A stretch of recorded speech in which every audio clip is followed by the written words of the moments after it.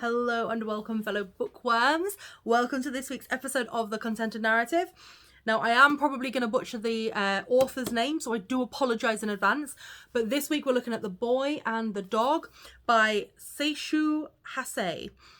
Again, if I've butchered it, I'm so sorry. I genuinely am. But oh my god, this book. Now, you know full well, when it looks like this, and it's got that adorable little face looking at you on the cover, it's going to be a good book, but it's going to be an emotionally wrecking book. I'm holding up my hands now and I am saying, you know, I'm not going to give away the ending, but you've got to be in a good emotional place because it will really take something out of you. So it follows Hikaru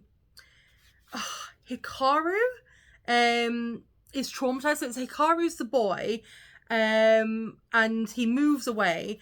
But Tamon, who's his dog, who they thought they'd lost, is going across Japan to find Hikaru. And oh dear God, the adventures that he goes on, the people that he meets, the little bits, do you know what I mean? It's just little bits here and there, and it's like he'll stay long enough to help someone, and then he's like, do you know what? My time here's done now. I'm gonna book it. I'll see you later.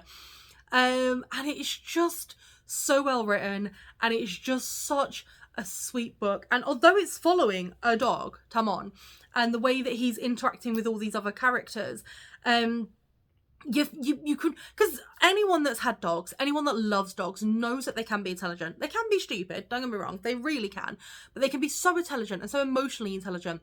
And sometimes I feel like you don't have to say anything to convey something. And I feel like it's really hard in a book to really get an intelligence of a character across if they don't have any dialogue. And it sounds really stupid when I say that, because sometimes they over describe or they over explain, and it feels like you're sat there going, I get it, it's fine, stop hitting me in the face with it. But the way that this author wrote Tamon, and the way that he communicates with the other people, and the way he just goes into their lives, does what he needs to do, moves on, it is just so sweet. Honest to God, I could not, like, it's, I know, you're probably rolling your eyes right now when I say this, but I could not put it down. I needed to know what happened to the dog. The funny thing is I couldn't have cared less about the boy. That sounds really, really bad. It does. But what I mean by that is, I honestly, finding the boy is a means to an end, right?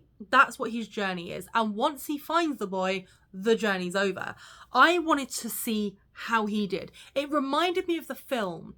I don't know how many of you watched this film, and please leave below in the comments if you had seen it, of Homeward Bound.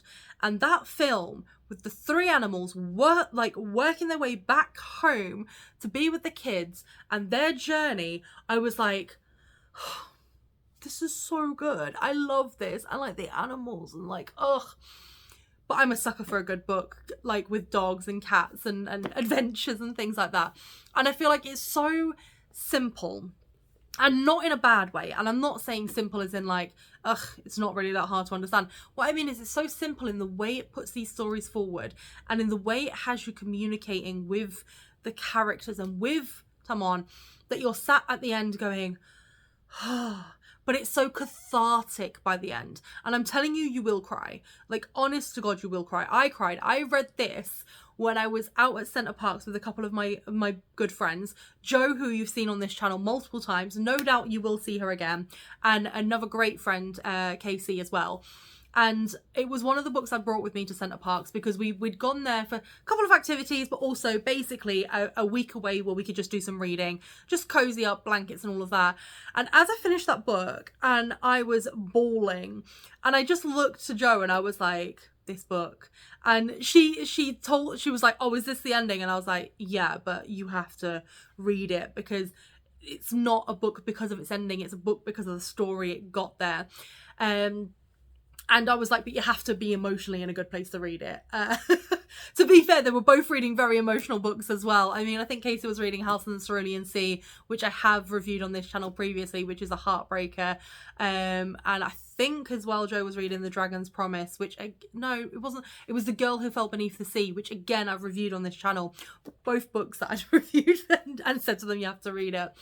But it's one of those that you're like, it just gets you, and you just sat there.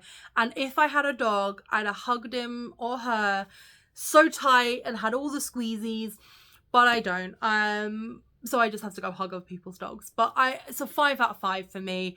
I mean, look at that little face. How can you say no to that little face? Like, do you know what I mean? And if you're not a dog person, that's fine, but it's still a great book. So I would definitely recommend reading it, going through whatever channels that you need to get this book and to give it a read and to give it a rating. But yeah, that's that. And once you've read it, and if you cry at the ending, let me know. If you manage to not shed one single tear or not get emotional in any way, shape or form, honest to God, let me know, because that is impressive. But as usual, you know, any kind of communication, just let me know. I'm very excited to hear what people think. And as usual, you know, I'm happy to recommend books like this. So have a great time, have a great night, have a great weekend, give it a go, set some time aside, and remember to always keep it contento.